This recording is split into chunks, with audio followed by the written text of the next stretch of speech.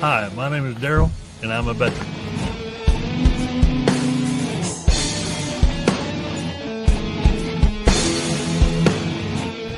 Hey, I'm Travis. I'm an Air Force veteran.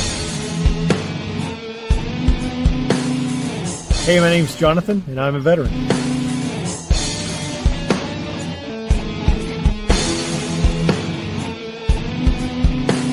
Hi, my name's Ashley, and I'm a veteran.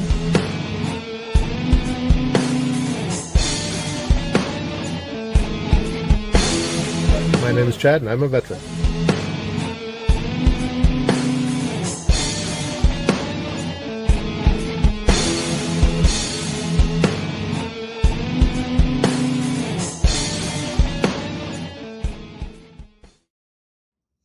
Well, good evening, everybody, and welcome to Conversations with a Vet. My name is Kira Lee, and I'm your host tonight, and I have a wonderful guest waiting in the wings. But before we get to him, a little bit about what he is doing currently. He has since written a book called Unshaken Resolve.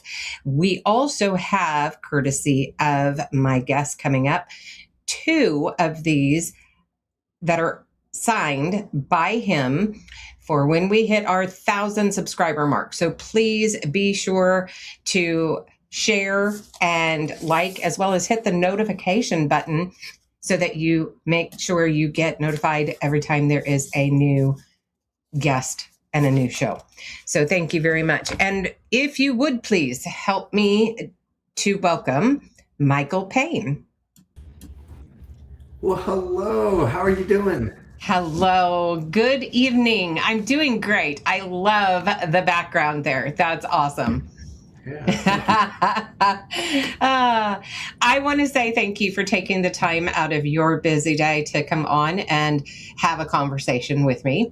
And it's been great going through your book. And also, thank you so much for that, for sharing and providing a couple of signed copies. Yeah, absolutely. First of all, thank you very much for having me on. But I really want to say, I wrote this book is something special to me, and I'll explain as we go along. But I'm honored to give two of your lucky guests. Once you hit a 1,000 on there, you'll be able to give them away, and they'll get to share as well. So that's good. Yeah, I'm really excited about that. I want to say that, we talked briefly, for a little bit last week, and so I got to know you a little bit. You got to know me. But there's some things, obviously, we don't know. I don't know about you. So I like to always start off by asking, in this case, who was Michael Payne as a child? Ooh, great question. Actually, I was a goody two shoes, but don't tell anybody. Really? Yeah, I had a lot of fun as a kid. I grew up in south portion of New Jersey, outside of Philadelphia, and my dad was a New Jersey state trooper, and my mom worked as a nurse for a physician who had a small office and would do a lot of house calls. And I had a neurologically impaired brother. At the time, nobody knew what the diagnosis was, and they didn't find out until 1980 this disease called Fragile X. And my brother was born 1970, so they didn't know what that was back then. But with that, he was 11 months and 4 days older than me, and was my best friend.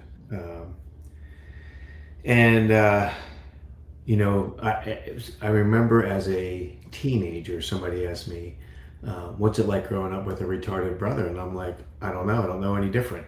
So what do you mean? What's the difference?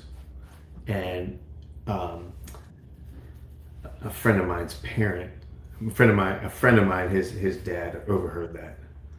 And he didn't say anything, which was really interesting. Now I understand why. But he told my parents later that he said, Michael's right.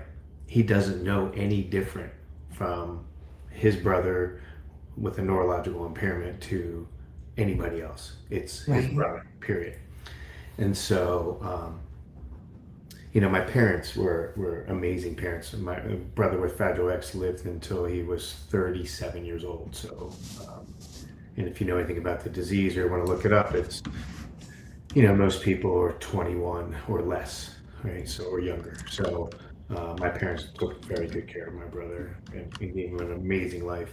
And, that was the foundation of who I am, right? So as a 16-year-old, I was in Boy Scouts and I wanted more. I didn't know what more was, but I wanted more. And so I became a emergency medical technician in the state of New Jersey at the age of 16.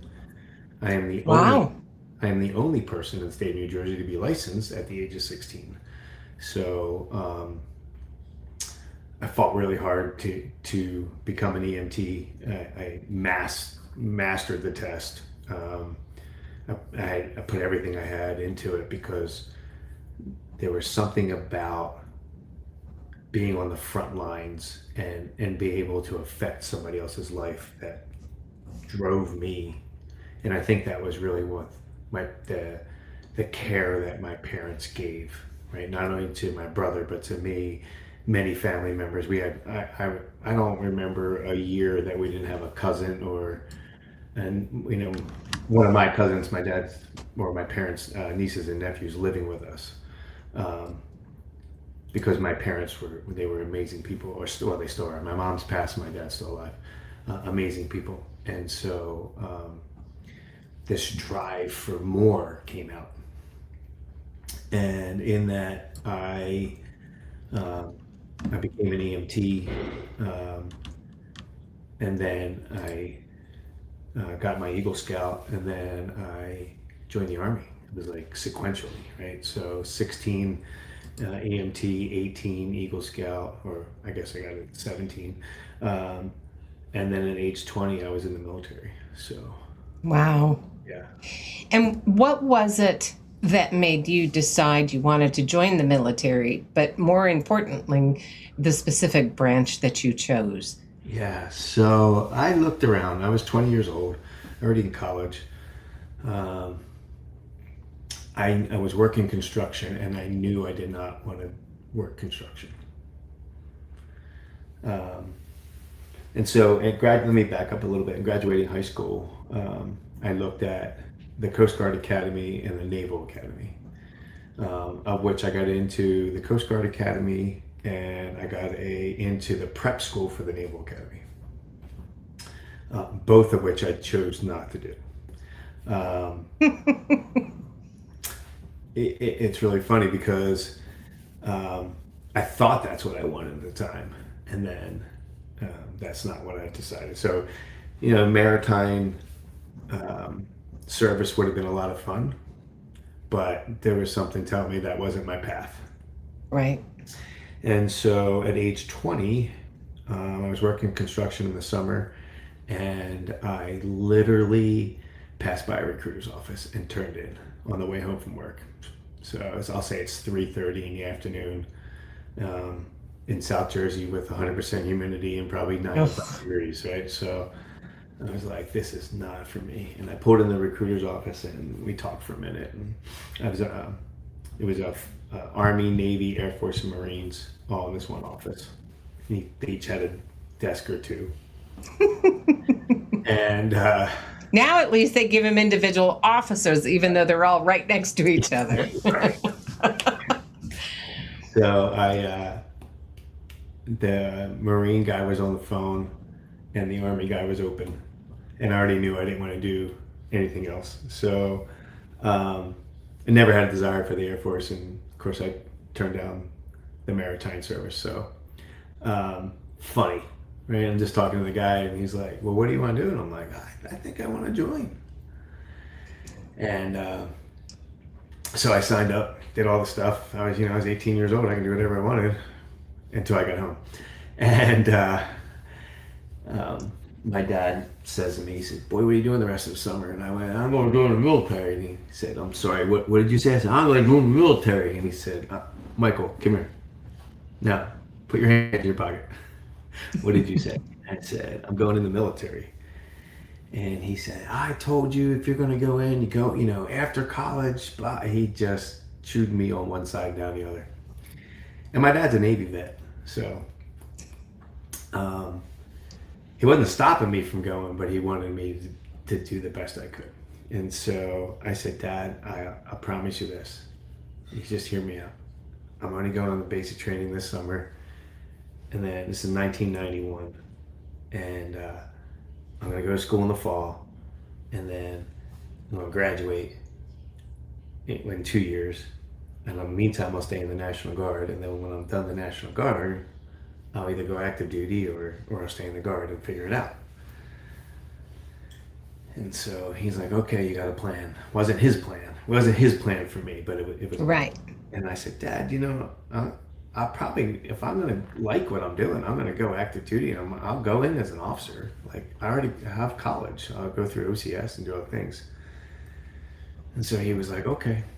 So June 6, 1991, I reported to Fort Knox, Kentucky for basic training. Wow. So were you doing any sports when you were in school? So high school, I was a swimmer, which pretty much took up most of the year. I got a scholarship to swimming and turned that down. So there was something about the water I was not supposed to do. I'm guessing so. So I turned that down. I love the swim still. I was a lifeguard, but no, that was it. Just swimming.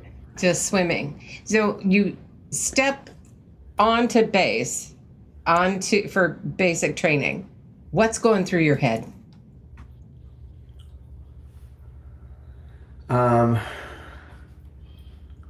It seemed very surreal. If I look back on it now, getting off of the bus and then immediately hitting drill sergeants was very surreal. And I have a friend of mine I was in college with. He was in the reserves. But he's a drill sergeant in the National Guard, or was a drill sergeant in the National Guard. And so he kind of prepared me, but I knew I wasn't going to die, right? So he can yell at me. I mean, I grew up in a Sicilian household. Yelling was a normal thing at the dinner table. Oh yeah, yeah, I can imagine that. 17 conversations with four people on the table, right? Mm-hmm. So, yes.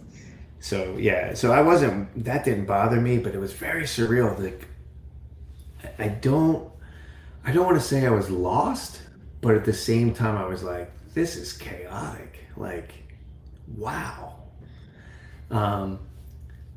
So yeah, it was. I knew it was something fulfilling though. So like nothing bothered me, but it was. I just remember now looking back that you asked the question, like that.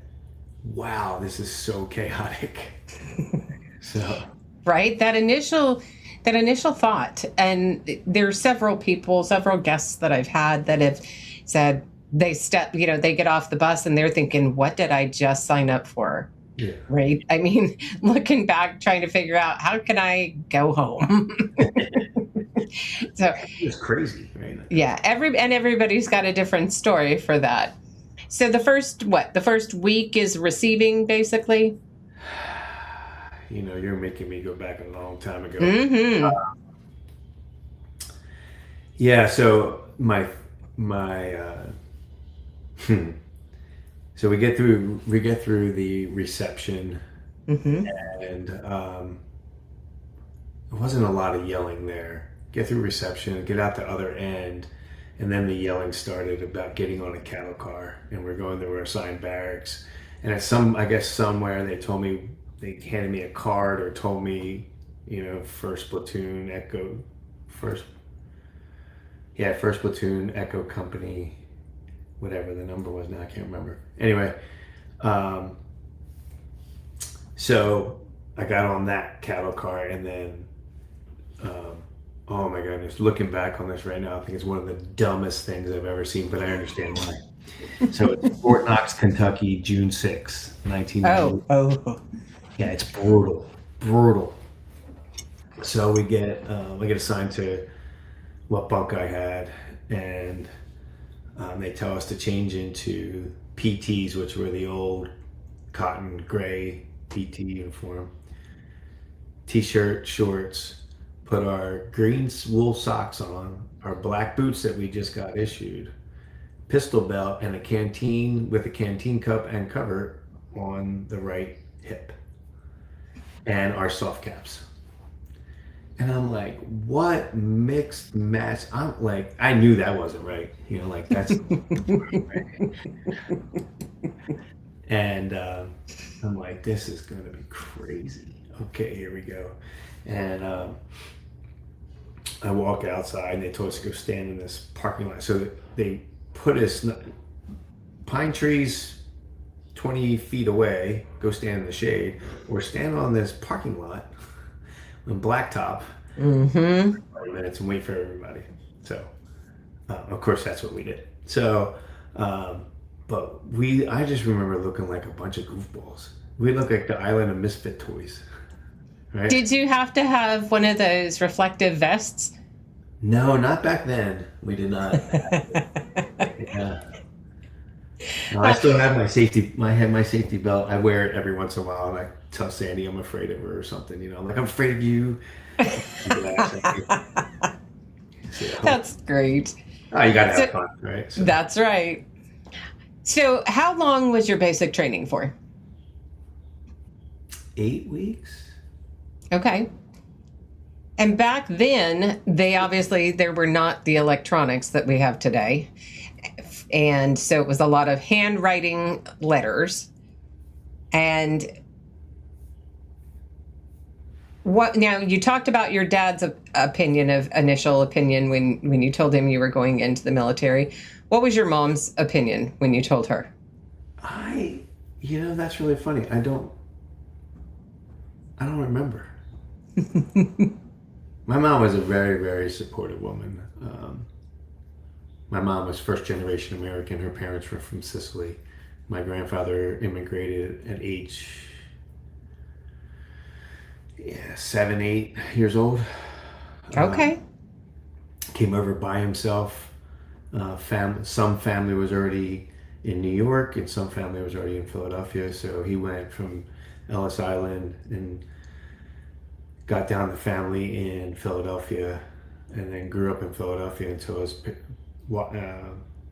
parents and some of his younger siblings saved enough money to catch a voyage.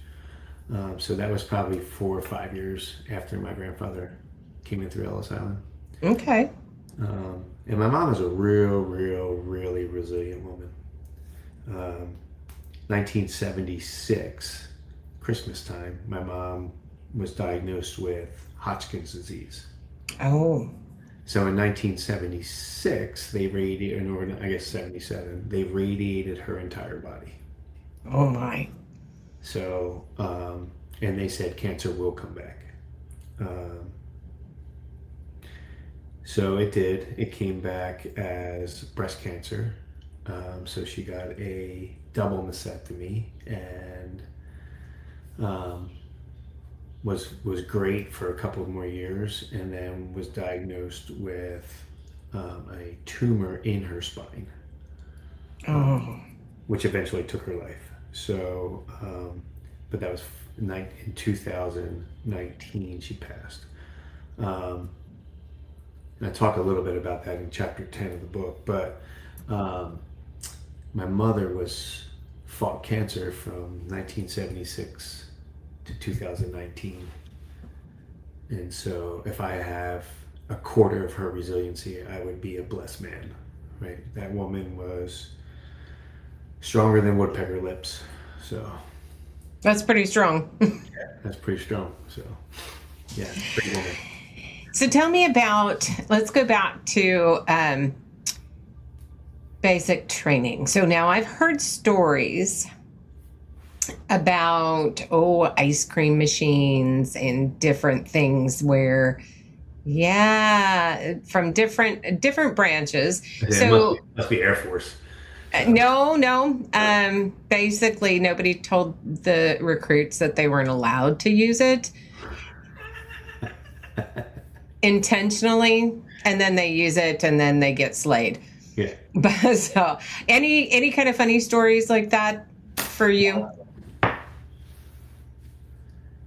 No, not a basic. Let me think. Basic training. I loved every bit of basic training, even when they made me run and I would run so hard I'd throw up, right? So, but no, I loved every bit of basic training. Funny stories. I mean, yeah, I do have a funny story. So one day, I think it's maybe day 2, maybe day 3. I had no idea about rank, right? I knew drill sergeant, period. And we're getting ready for PT in the morning, and I'll say it's 3:30, 4 in the morning, because they got to get the run in before the heat category rises. So apparently this captain walks by. I don't know what a captain is at this point in my life. And all I heard was, "What's wrong? You don't salute." I could barely see this guy. So I salute, and then this drill sergeant comes out, and he's like, "Sir, I got it," and just chews me out, like loud. And he's laughing, he's chewing me out, but he's laughing, right? Because I could barely see his face, and he's inches from my face. I think his rim of his hat, drill sergeant hat, was like in my forehead. So, Oh wow! and it was so funny. He looks at me and he says, after he's all done yelling at me, he goes, "Hey, don't worry about that. It's just the captain." And I was like, "What's a captain?" He's like, "Oh, he's an officer." Kind of explained it to me real quick, right? And I was like, "Oh, is he anybody important?" He goes, "Nah, he was the XO last week, and he just got promoted. He's waiting to go to school. He's not that important." They're like, "Yeah, no, we don't care." But I don't know why this drill sergeant liked me so much, but he razzed me real bad. So continuing that, after, like I said, it's maybe day 2 or 3. Later on, my last name, Payne, Payne, so he would call me Payne. And his last name was Jones. And I have a little bit of a smart aleck in me, so I called him Jones. Jones. So he would call me Payne, and I would call him Jones. Well, I did a lot of push-ups and flutter kicks and shuttle runs. Right? I did a lot. I probably still have imprints of my hands in somewhere in Fort Knox, Kentucky. So. Oh, funny. But so fast forward. May of 94. So basic training June 91, fast forward May 94, Lieutenant Payne and Senior Drill Sergeant Jones link up. I got to go to Fort Knox. I went to a school before reporting to my first unit, and I'm like, you report back then, you reported in your greens, and so I'm in greens, I report in, and I'm like, let me drive around and see where this whole basic training unit was, right? And so I walk in, and there's nobody around, so they must be off cycle. And I get to the drill sergeant's door, and there's a drill sergeant sitting there, and there's a red line on the floor. And I came to that red line, and I went to parade rest. And I looked down at myself, and I'm like, "What are you doing, knucklehead?" I'm an officer, I just walk in, right? So this drill sergeant pops his head up, and I see his name tag, Jones. And then I recognize the face. And he pops his head, "Private, what are you doing?" Private just starts yelling. I'm like, "Excuse me? Hey, drill sergeant." And he looks at me, and he's trying to figure out who I am, right? So I just covered my name tag, Payne, and he busted out laughing. It was I was there on his first day, and I happened to get back. That was his last day as a drill sergeant. Wow. You don't hear that a lot at all, if even. That's pretty impressive. So that was really, really fun. I will say a lot of adult alcoholic beverages were consumed that evening. And I woke up to his wife asking me, what did I want for breakfast? So I was on their couch and she kind of was like, it's 6:30 in the morning. Up and at 'em. Oh, wow. So tell me about officer school. What was that like for you? So I did ROTC. Ended up doing, while I was in the National Guard, I did, oh boy, what's the name of that? The Simultaneous Membership Program. And so I was able to be in the National Guard and do ROTC simultaneously. So I earned my commission in December of '93.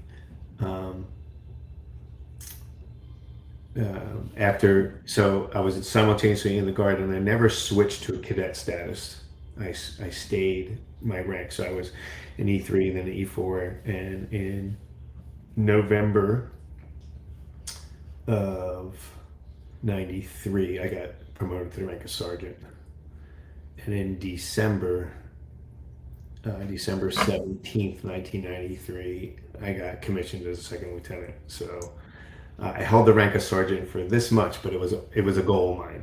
I wanted it so bad. So Wow. yeah, really cool. So going through basic training, going through everything you went through up to that point, what was the hardest thing that you had to deal with?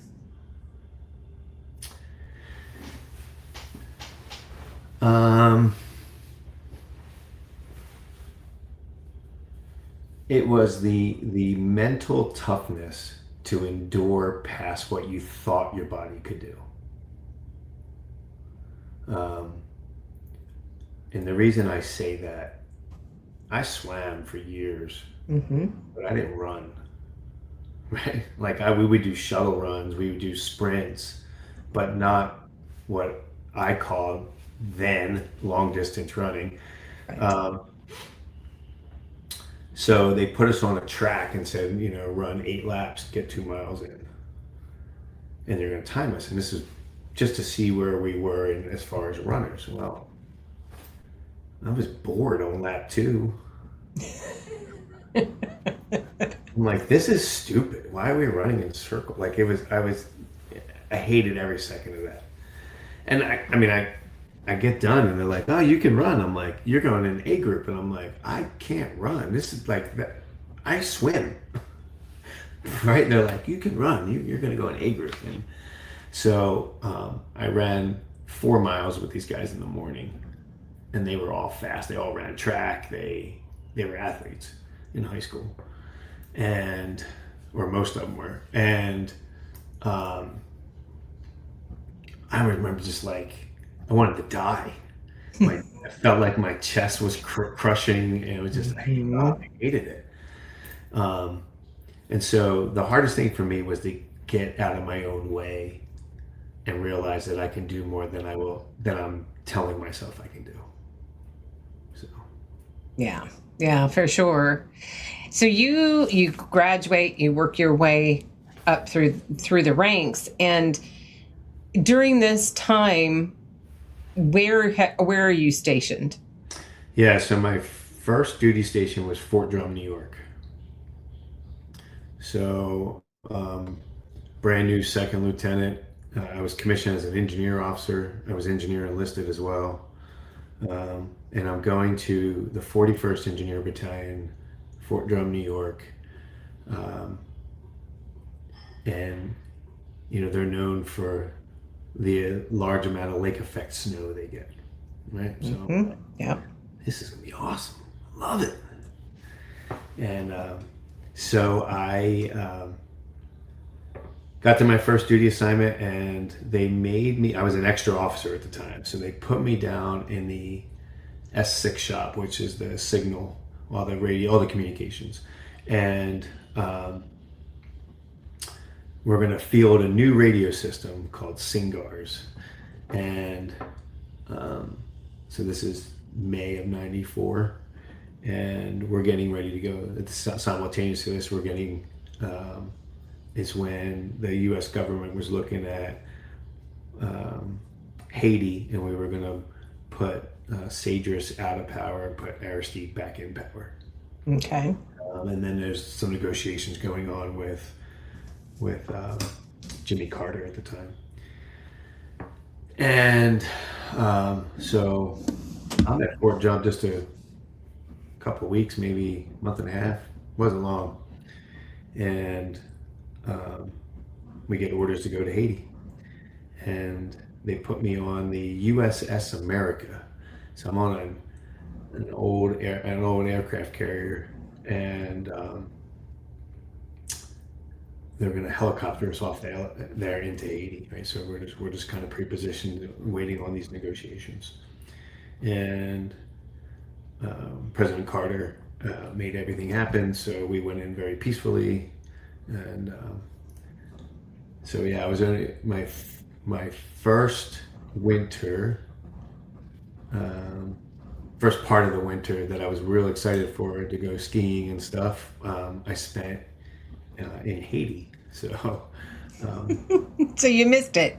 I kind of missed most of the winter. And then, Fort Drum was an awesome assignment. It was 6 hours from home, so far enough away, but close enough. I was dating my wife at the time. And so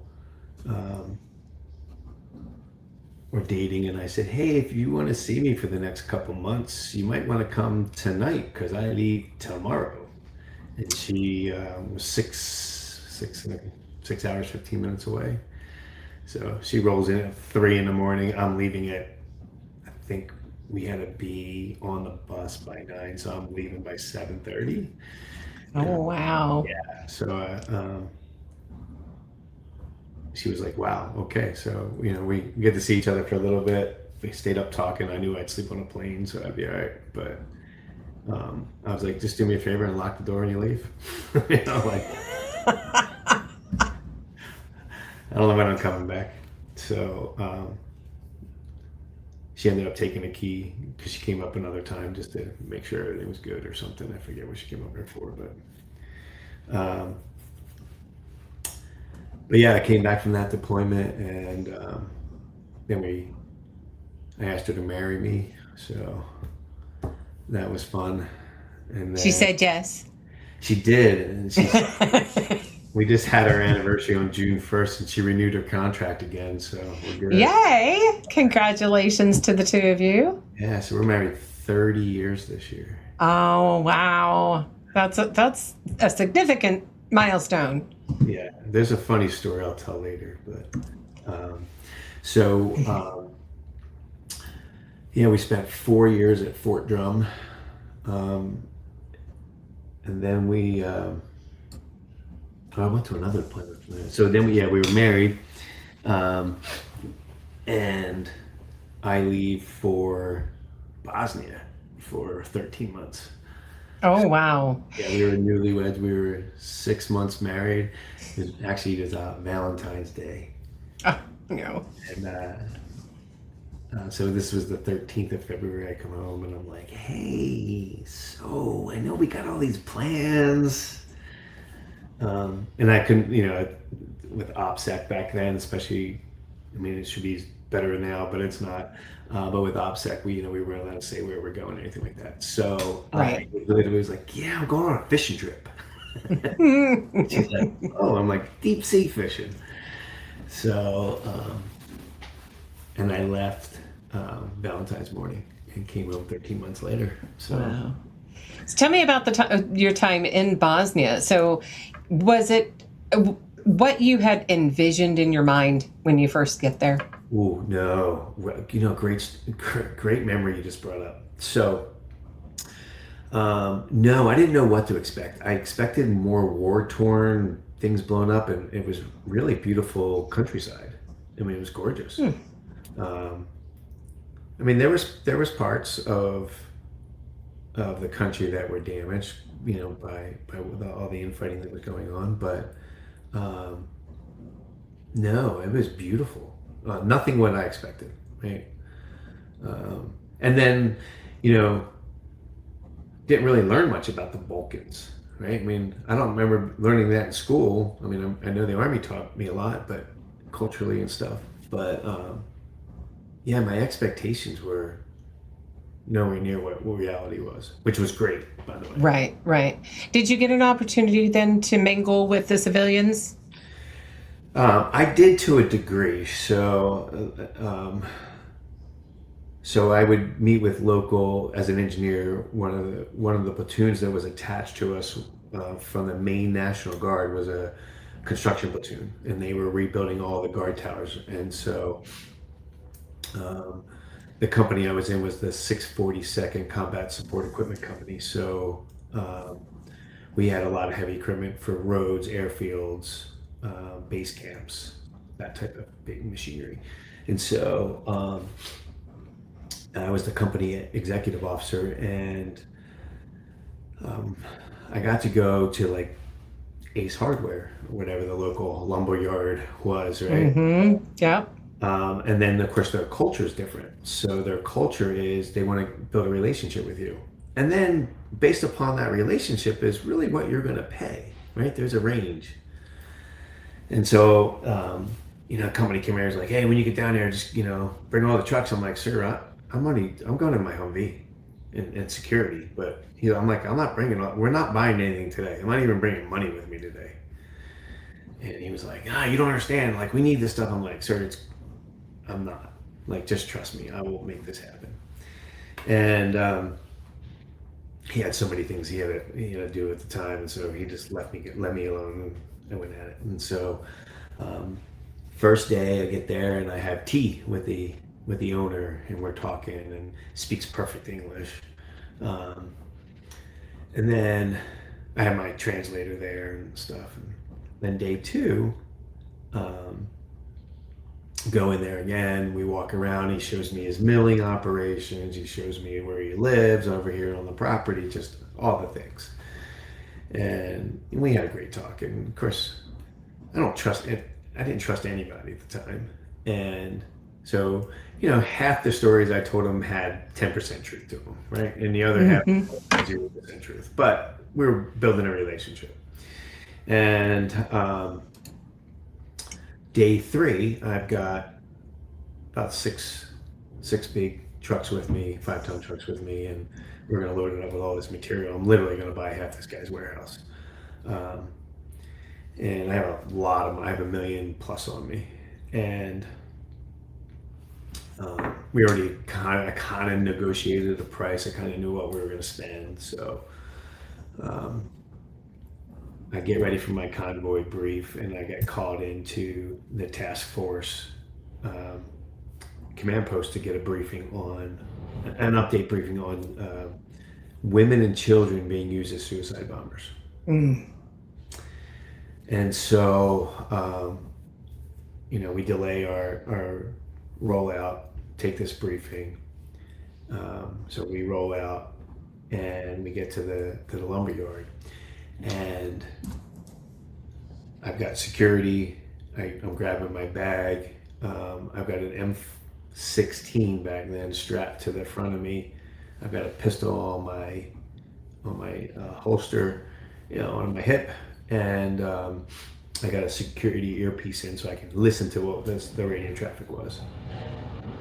And one of my gun trucks says, "Hey, sir, I got a woman and 2 children in tow, and she's fully in her traditional garb, and she has 2 kids, maybe 5 and 6, if not younger." And the translator's saying, "Hey, sir, she wants to talk to you." Well, this is the exact brief I just got. Women and children, full traditional garb, larger woman, so hiding all of the explosives. And they want to talk to an American. So this is the briefing I just received. And I had to somehow tell my security that she's not a threat until she's a threat.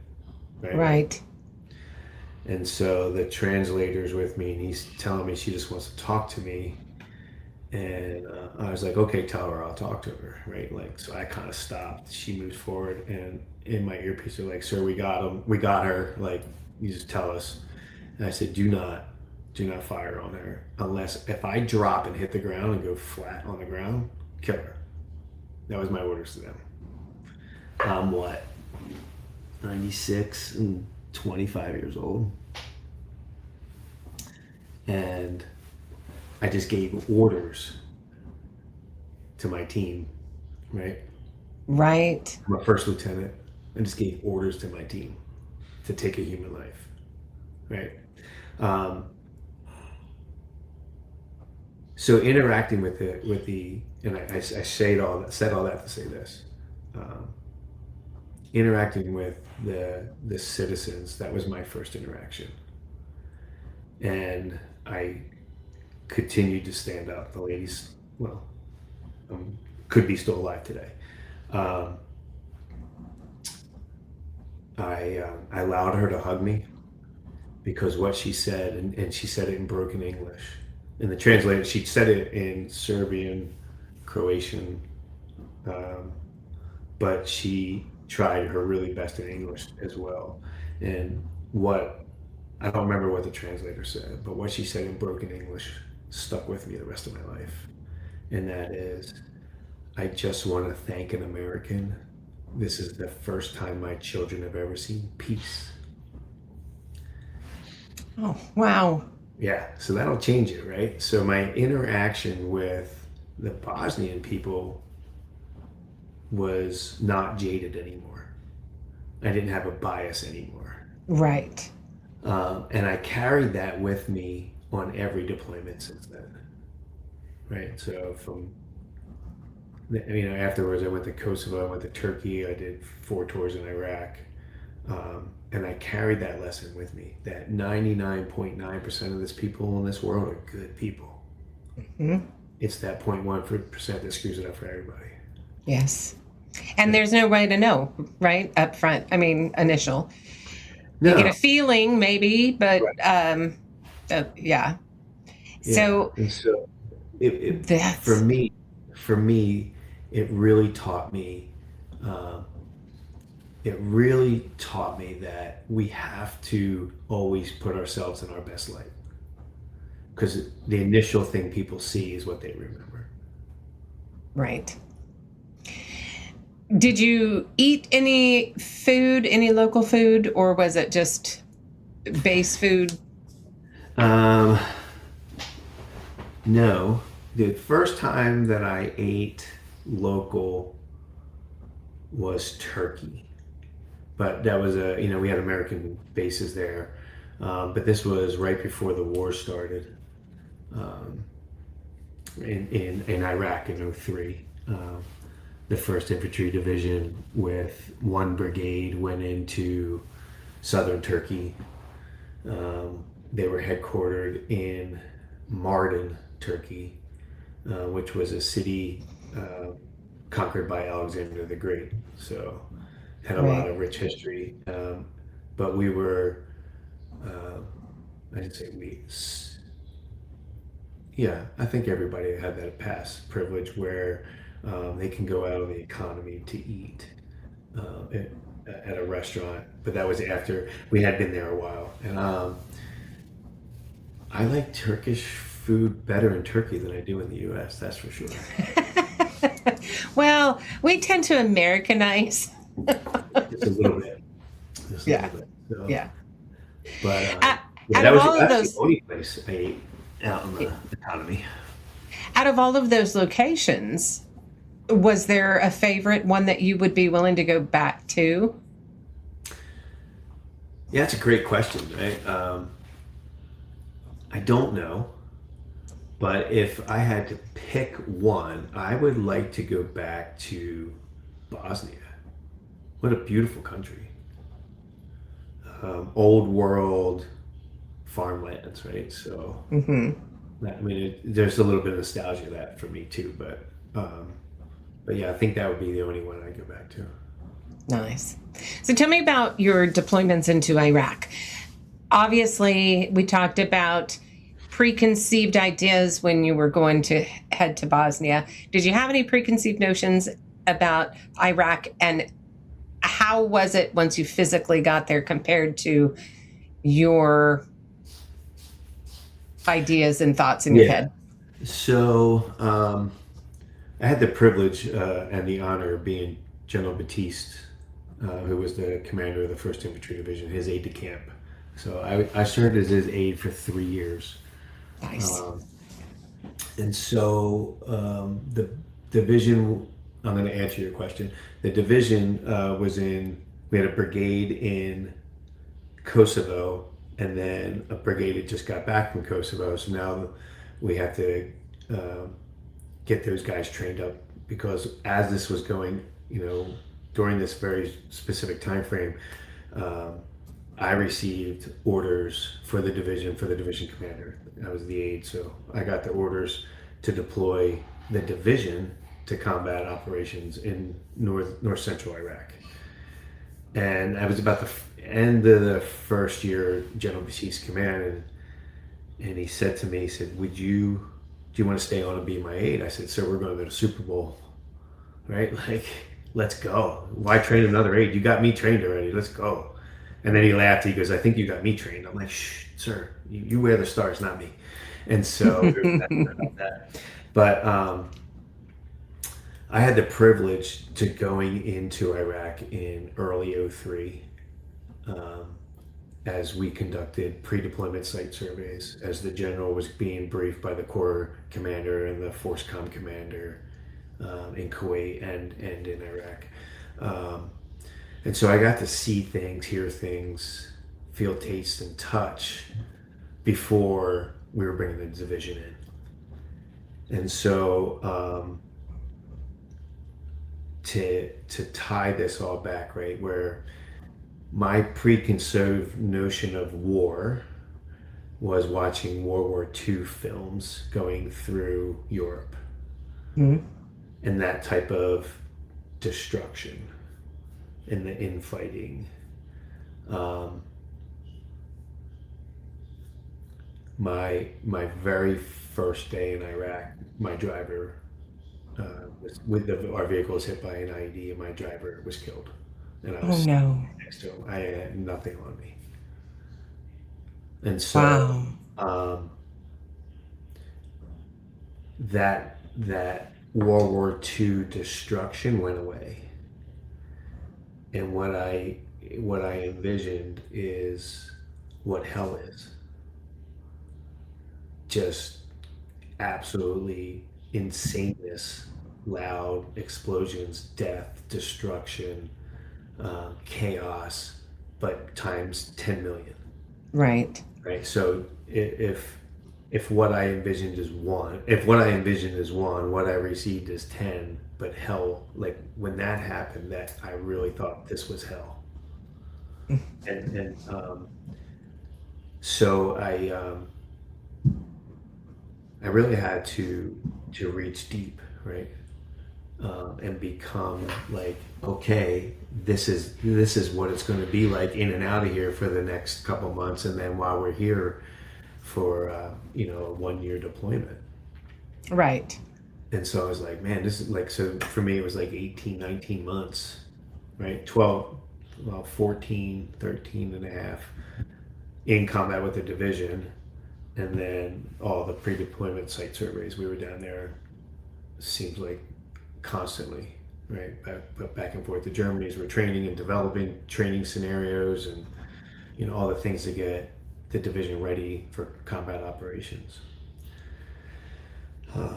But I got to see it from all levels. I saw it from the 4-star, what guidance they gave, how they saw things, what they were doing, what the big picture of the Middle East was, not just Iraq, not just North Central Iraq. And then I saw it all the way down to that squad and team leader level, right? Where there's that young sergeant, that team leader, or that senior specialist or corporal at, I don't know, 19, maybe 20 years old, that they had to make split decisions that had extreme national security behind it. Right. So that strategic corporal on the ground all the way up to that 4-star level. And so for me, it was like getting a PhD in leadership. Right. So yeah, for sure. Yeah. And at this point, how old are you at this stage? So that Best was what? guess. That was 2003. So I was 32, 33. Yeah. Yeah. Yeah. Wow. And that's a lot. I mean, just to unpack, right? Your mind is trying to figure out what's happening and trying to figure out Yeah. that fight or flight moment, right? Right. And how to protect yourself mentally. Yeah. So, being an EMT really helped me understand being in the middle of chaos and how to prepare yourself mentally, because you had to be in control in order to hopefully save somebody's life. Right. And I tell this story in the book. At age 16, when I became an EMT, my very first call was a man that was up on his roof, and it was only a single-story house, so he's up on his apex of the roof, but the backyard also dropped off, so it was a big rolling hill.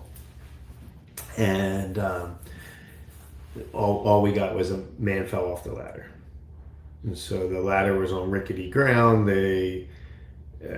He was up on the roof, slipped, literally hit the ladder on the way down, and then hit the ground, and then rolled about 20 feet. So Oh, wow. everybody was in a panic. Guys showed all of the outward signs of a spinal fracture. Okay. This is before we even got on, like, as we're getting on the scene, I could see that. And I grabbed gloves, I grabbed the backboard, I grabbed a seat collar, a Philadelphia collar, and I was the probationary guy. And two of the other EMTs get out, and they both like eyes this big, and all I could hear was family screaming, family, neighbors, whatever it was, and they're trying to touch him, and I finally just tuned out all that noise and focused in on the patient. Luckily, we did everything right. The way he fell was not as bad as what it could have been, and he was up walking about 3 months later. So, Oh, that's good news. but in that very first lesson is calm is contagious. Right, that's chapter 2 in my book. As a leader, but let me back up. I say as a leader because I believe everybody in this world is a leader, regardless of where your position in leadership is. I believe everybody in this world is a leader because you have to lead yourself. So, by definition, you're a leader. Right. But every parent, it doesn't matter whether you hold a title or not. You are a leader in this world, and we should act accordingly.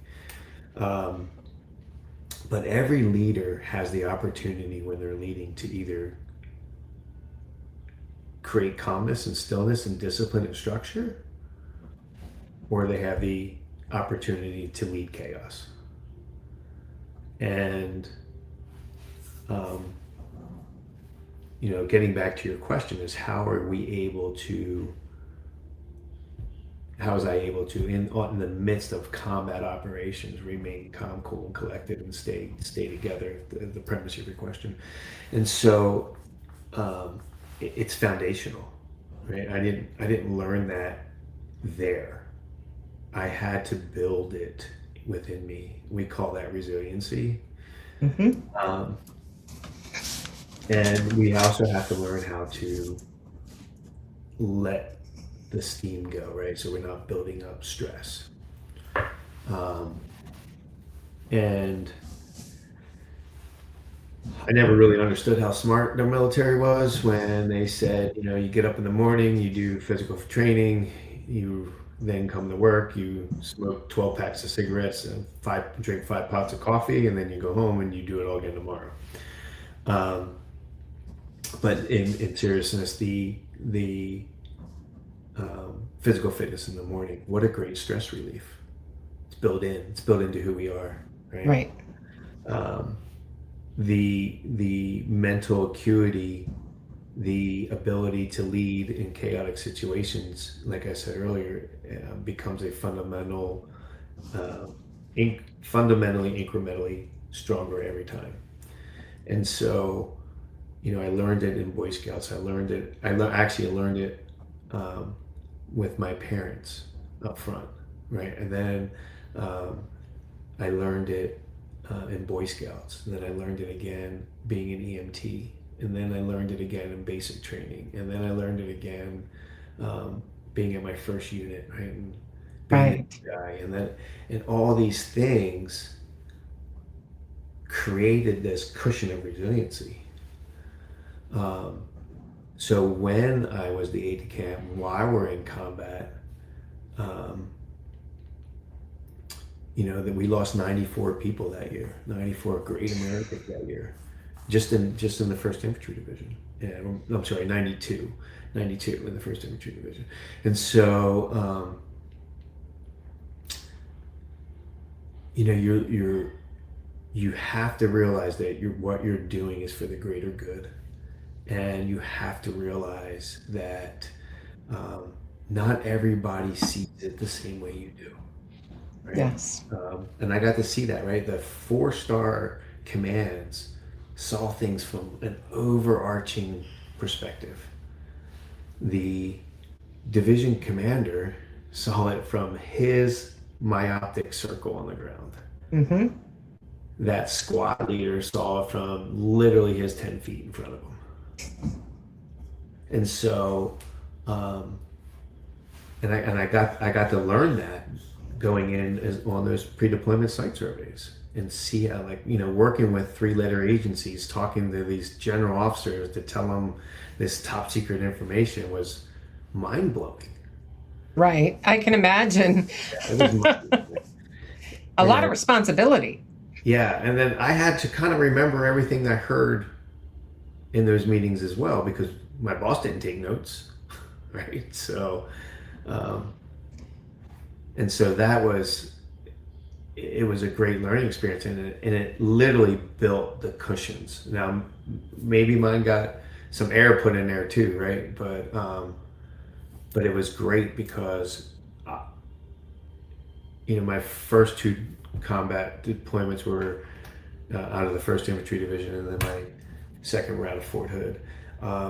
My second 2 were out of Fort Hood. But each time I got more and more resilient, not jaded. See, there's a difference, right? I still knew we had a mission to accomplish. I still understood the greater good. I still was able to remain positive. So I didn't get that negative, jaded contact. Right. And did I agree with everything? Absolutely not. Right? No. But I had a trust that somebody saw it from somebody at a higher level saw it at a different perspective. Right. Because I could easily got jaded. Like, that's the dumbest thing I've ever seen. Why don't we take this guy, capture him, let's go? But that guy was an informant who was giving us bigger information. So, I didn't know, I use that as an example, but had I not seen that bigger picture, I probably would have been a little more upset. So I had but because of that, I had the responsibility. So I took it on as a responsibility to share that with my peers. Hey, look, there's a bigger thing out there, right? We can't just do it from our very narrow horse blinders look. Right. Yeah. Right. So you were in the military for how many years total? 23 and a half. 23 and a half years. And you just continued to grow and move forward. What was your best deployment and what was your worst deployment? Well, I have a best and a worst for all of them.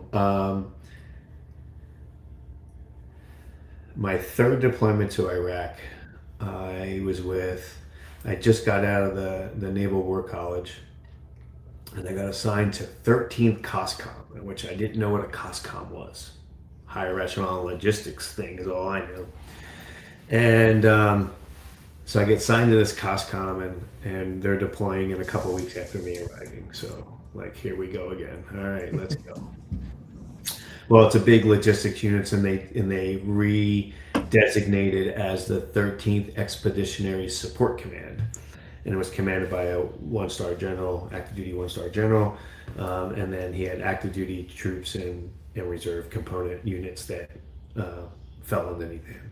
So we're in Iraq, and I'm an engineer.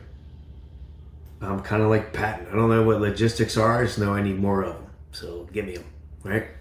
I need more explosives. I need more wire. I need more obstacle material, whatever it was. I needed more. And so there's a retired lieutenant colonel named Bob Crouch. And so Bob and I were majors together. He was a senior major. I was a junior major. And he kind of pulled me under his wing and kind of made me part of the team, right? Because all these guys knew each other. They've known each other since they were second lieutenants, and they all swim in the same circle. So yeah, I was the oddball out, right? So and all those guys became some of my best friends and had some of the best times on that deployment.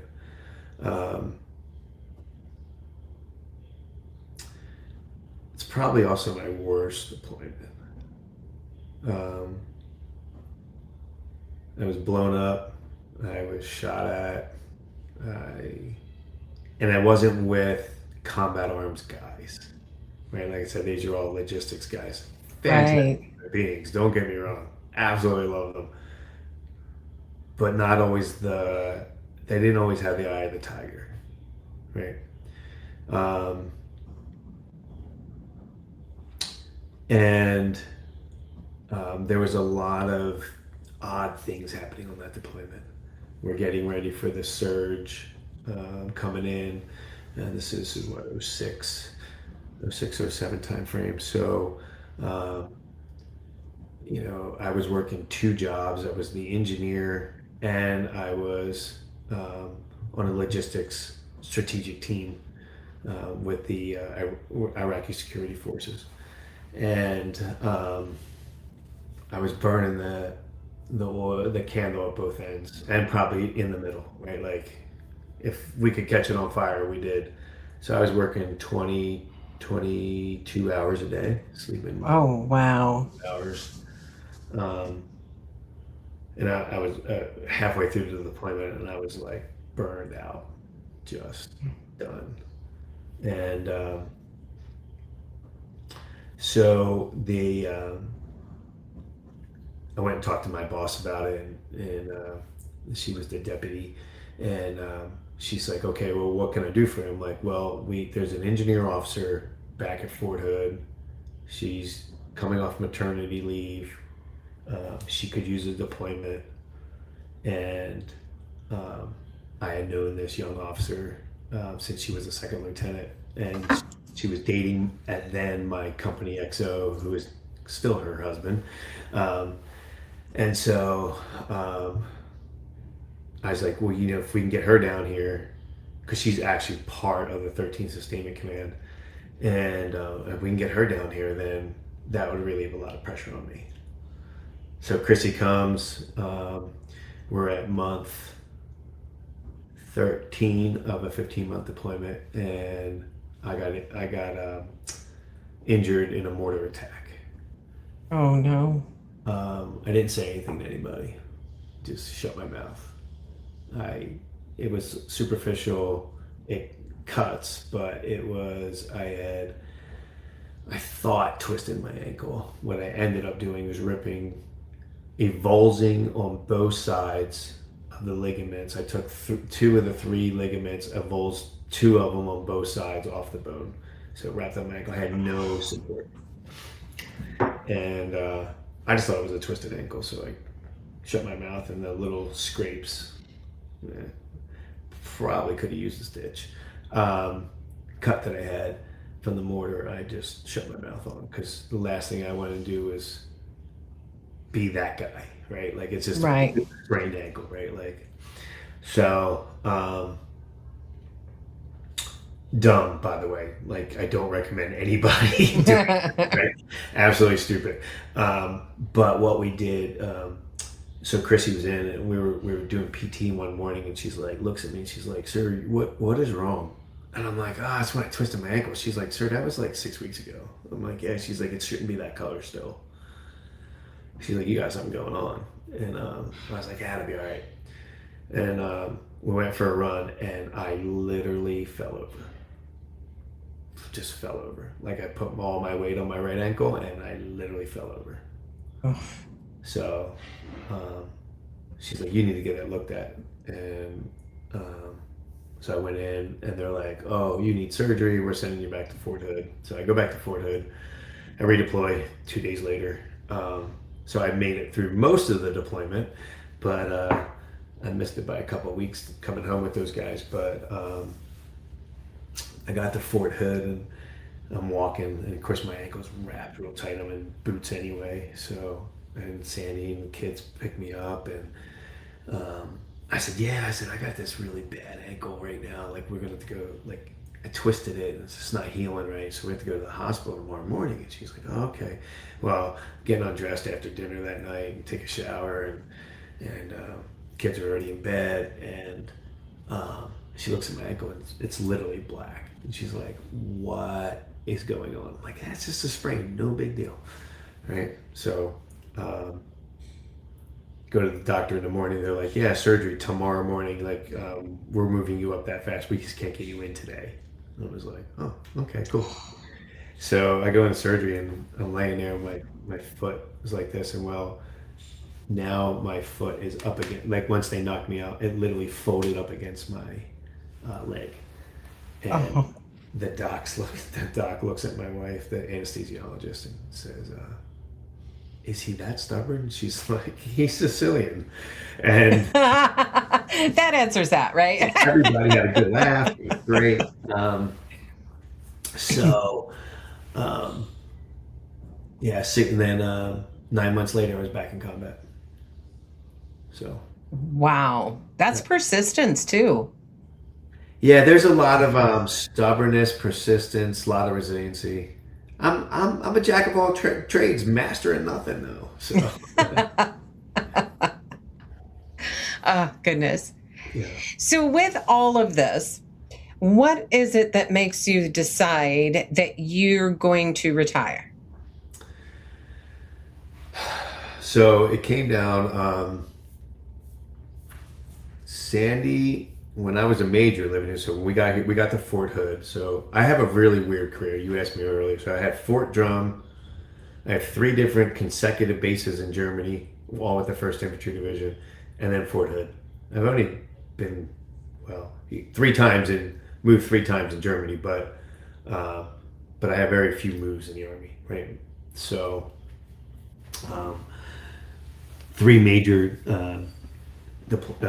home stations. So when I was in Maine, we got to Fort Hood. We bought our first house, and I'm in Iraq. And Sandy says to me, "I don't know what you're doing next, but the kids and I are staying in Texas. We love it here." And Sandy and I both grew up in South Jersey, so I've known her since high school. No, we were not high school sweethearts. I actually thought she was a little crazy. Still think she's a lot crazy. But she's my brand of crazy, so it's all good. I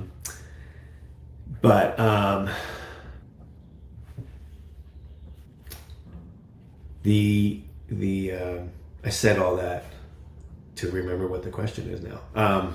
Remind me of the question. Wow. Oh, what was it that made you decide that you wanted to retire? Yeah, Yes. to retire. So the Army, in its wisdom, kept me at Fort Hood. I was here for, I'm sorry, I was at Fort Hood 9 consecutive years. Wow. And so I'm coming to, so I I commanded the rear detachment of the 36th Engineer Brigade. I took command of the day of the shooting on Fort Hood in 2009. 30 minutes into command, I had 11 wounded and 3 killed.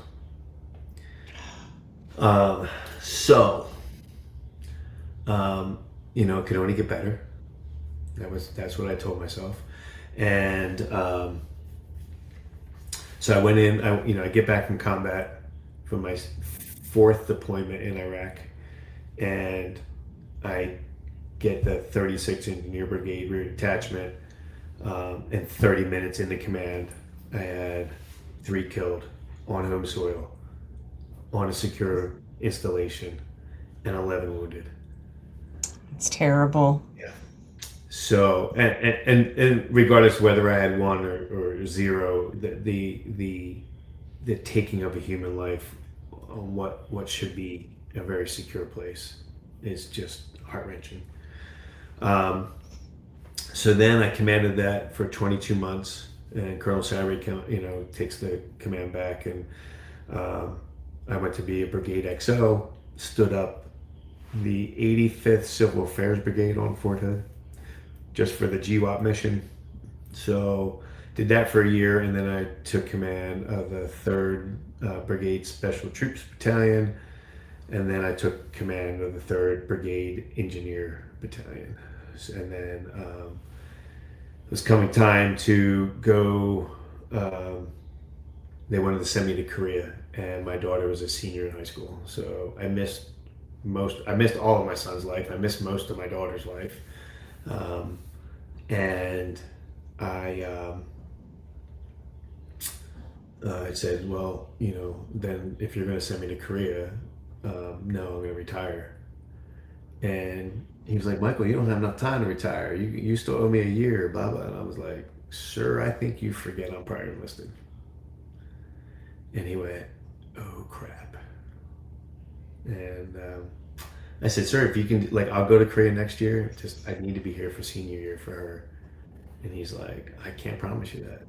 So he said, but call me on Monday. And I called him on Monday, and he said, Michael, I can't promise you that. And I was like, well then, sir, I'm going to submit my packet. Because it was time for me to choose my family over my profession. Right.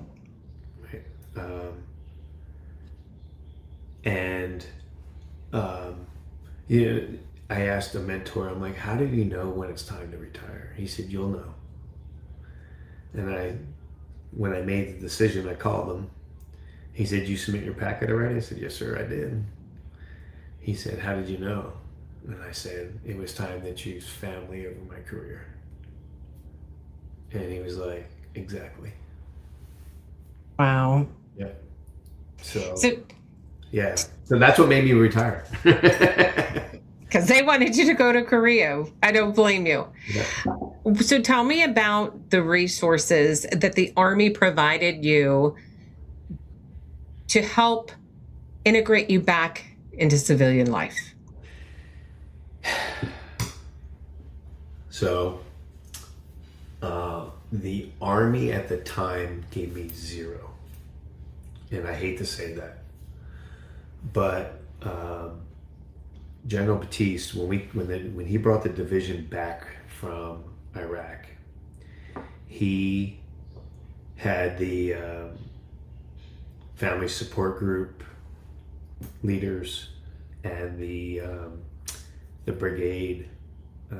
They called them something MFLAX. I forget what that stands for, but they were like the counselors and stuff for the families of the soldiers. And he brought in a whole team of psychiatrists and psychologists and for everybody to go through reintegration training.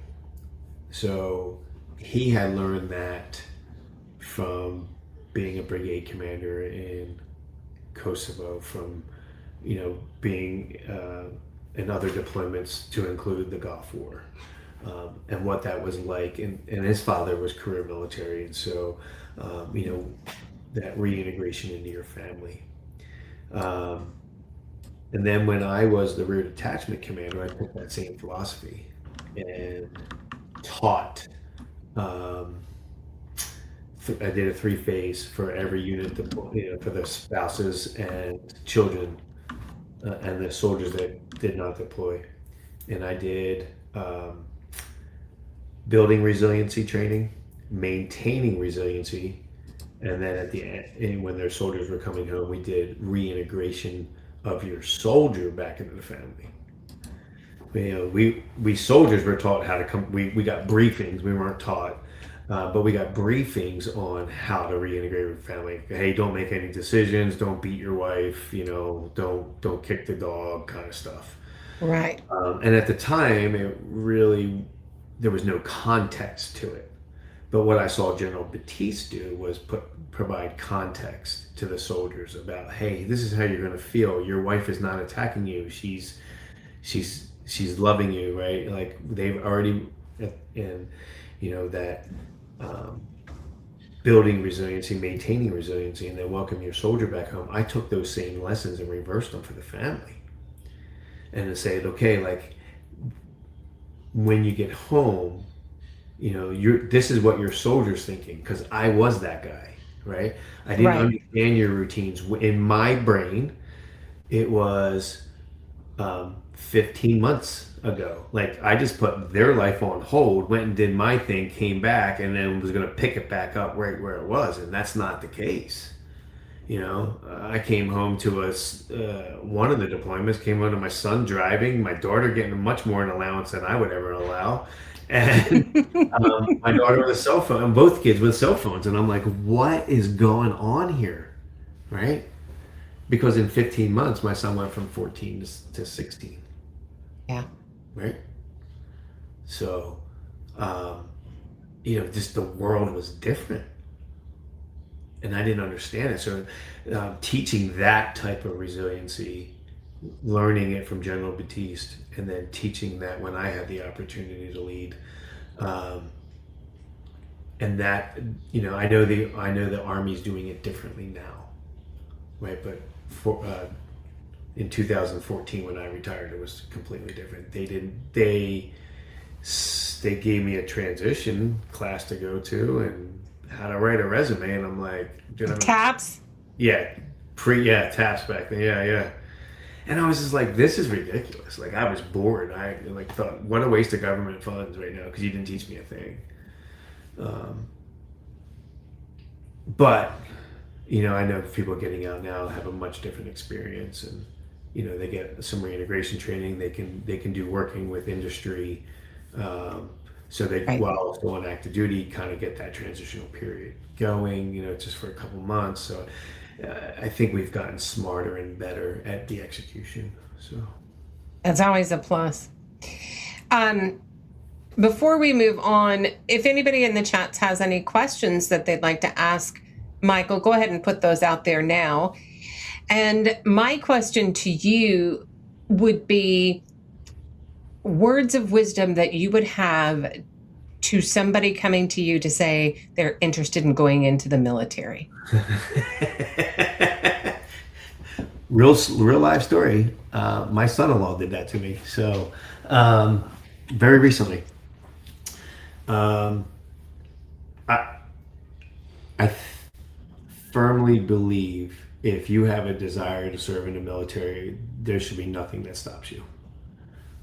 Regardless of numbers, if they're full right now, those types of things. If you truly desire it, I think it should be 100% supported. What branch to go in, what MOS to partake, that's really all dependent on the personality of the person. But I would, the U.S. Army taught me a lot of things. They showed me things and gave me experiences that I will never get anywhere else. And then to live in Europe for just about 7 years contiguous was incredible. So I highly encourage it. If you want to go in, let's go. Nice. Very nice. Now, one question that I know my oldest Marine veteran would ask you is, while you were deployed, did you get to work with any Marines? Absolutely. I worked with Marines in Fallujah in 2005, maybe six, five. I think it was the early in 2005. I worked with the Marines in Fallujah, and worked with them. We fired a MICLIC mine clearing line charge over a building, so the Marines could stop getting fired upon. There was a sniper in that building. We couldn't kill him, so we just blew up the building. Nice. But I love my Marines. I worked with them too at not just deployed, but at the Naval War College. A lot of my classmates were Marines. So Okay, nice. they're the only. It was us and the Marines and the Army guys. You're the only ones in the gym in the morning. So Well, that's not surprising, actually. So the book, your book, I'm going to bring that on, and so we can see it on screen here. Sure. Okay. So what prompted you to write this book? Oh boy. So there was something inside of me that I wanted to kind of write, and there's a chapter in the book, leading from the middle, and that has always been my, like, a leader can lead up, down, and across, and so hence leading from the middle. And I was at a real estate conference, Super Bowl weekend this year, and a couple of guys we were all at lunch on Sunday morning before the Super Bowl. We all stayed.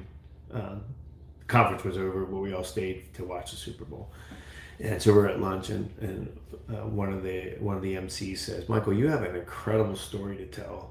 And we were just talking about military experience, corporate America experience, and he goes, "You need to tell it. You need to tell your story, man." And I was like, He's like, "What's your passion?" I'm like, "Come on, man. You know my passion is leadership." And he said, "Yeah, like, you need to write it. You need to write your passion, like, and tell your stories." And I kind of blew him off. Monday morning, he says the same thing to me at breakfast, and then I now drive back from Frisco, Texas, back to my house, and a couple hours down the road, and then I have to drive to Georgia in the morning. And I teach 2 Bible studies a week, and they're two different audiences.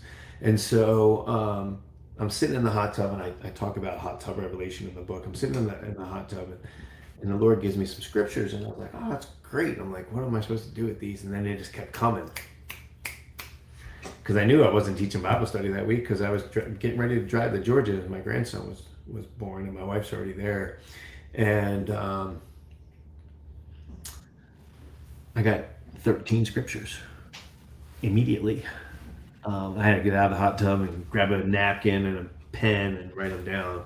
And I wrote them down in order, and that's the order of the chapters of the book. So Tuesday, I didn't realize all that then, but on Tuesday morning, I'm driving, and I literally open up my laptop and I had Microsoft Word, hit dictate, and I start telling the story. And that's how the book got written. So Let's see. Let's move this over so everybody can see the cover. So this is Unshaken Resolve by Michael Alexander Payne. And then you can get this, obviously, on Amazon. you get on Amazon, or you can go to unshakenresolve.com and order it Perfect. Either way. Excellent. Yeah. Let's see if I can get out of this. There we go. Okay. So this says you'll learn how to lead with clarity when circumstances demand you bend but never break. Walk into the fire without losing your faith, your family, or your identity. build strength with compassion without trading one for the other, pass a resolve forged life down to the next generation, and see the small things, the small hinges that open the biggest doors in your life and leadership. Yeah. It's one of my favorite chapters. Small hinges open big doors. Nice. You know, that's you think about it, right? I tell this story in the book, but my wife's an incredible woman and definitely way smarter than me. And so one of the things she did when I was deployed was she would have a scrapbook that the kids would write in, they'd mail it to me. They'd keep it for 2 weeks, I keep it for 3 days, mail it back, because, you know, the time and mailing going overseas in Iraq, you know, a theater of operation was just forever and a day. So